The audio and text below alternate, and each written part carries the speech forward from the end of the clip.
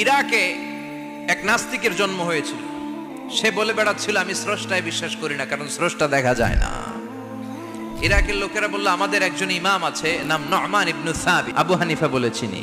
সবাই বলল তুমি যে স্রষ্টারে খুঁজে পাও না, আমাদের ইমাম তোমারে স্রষ্টা দেখায় দিবে। সে বলল ঠিক আছে, তাহলে তোমাদের ইমামরা আসতে বলবে, ডিবেট হবে। এই ডিবেট দেখার জন্য হাজার হাজার মানুষ এসেছে ইরাকের কুফানগরীতে। ওই নাস্তিকও এসেছে যে আল্লাহকে বিশ্বাস করে না, সবাই এসেছে। আসে নাই শুধু ইমাম আবু হানিফা। নাস্তিক কয় তগো ইমাম ডরাইছে। উনি এসেছেন 1.5-2 ঘন্টা দেরি করে। 1.5 ঘন্টা দেরি করে যখন উনি আসলেন, নাস্তিক বলে আপনার সাথে কোনো কথা নাই, আপনার তো সময়ের জ্ঞানই নাই, আপনার সাথে কিসের আলাপ? ইমাম আবু হানিফা বললেন আইন্দি ওজর, আমার ওজর আছে। কি ওজর? তিনি বললেন আমি যখন ঘর থেকে বেরোই আমার বাড়ির সামনে বিশাল এক নদী পড়ে যায়, আর এই নদী পেরোতে আমার নৌকা ব্যবহার করতে হয়। আজকে এসে দেখি নৌকাও নাই, মাঝিও নাই, কিচ্ছু নাই, কিভাবে পার হবো? হঠাৎ দেখলাম নদীর পাশে বিশাল বড় গাছ, গাছটা হঠাৎ এমনি এমনি 2 টুকরা হয়ে গেল।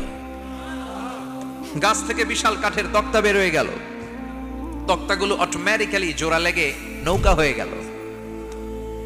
এই নৌকা মাঝি ছাড়া সা করে আমার সামনে চলে এলো। আমি নৌকায় বিসমিল্লাহ বলে বসে পড়লাম। হঠাৎ নৌকা আমারে টান দিয়ে ওপারে নিয়ে এলো। তারপর আমি আপনার এই ময়দানে ছুটে এসেছি। এই যে গাছ কাটা, তক্তা হওয়া, নৌকা হওয়া, মাঝি ছাড়া চলা, এই প্রসেসিং হতে আমার 2 ঘন্টা সময় লেগেছে। I am extremely sorry for that. নাস্তিক বলে কেমন কথা আপনি বলেন? শিক্ষিত মানুষ, দার্শনিক মানুষ, জ্ঞানী মানুষ, ইমাম মানুষ, কোন মানুষ ছাড়া, করাত ছাড়া বিশাল বড় বড় গাছ কাটা যায় নাকি? মিস্ত্রি ছাড়া তক্তা বানানো যায় নাকি? মিস্ত্রি ছাড়া তক্তা জোড়া লাগে এমনি এমনি নৌকা হয় নাকি? মাঝি ছাড়া পানিতে নৌকা চলে নাকি? ইমাম আবু হানিফা বললেন now your on the right track. এই তো লাইনে আসছেন আপনি, এই লাইনে আনার জন্য তো এত গল্প। আপনার কথা থেকেই যদি ধরি, করাত ছাড়া গাছ কাটা যায় না, এমনি এমনি তক্তা হয় না, এমনি এমনি নৌকা হয় না, মাঝি ছাড়া নৌকা এমনি এমনি চলে না, তাহলে আকাশ কেমন করে এমনি এমনি হলো? জমিন কেমন করে এমনি এমনি হলো?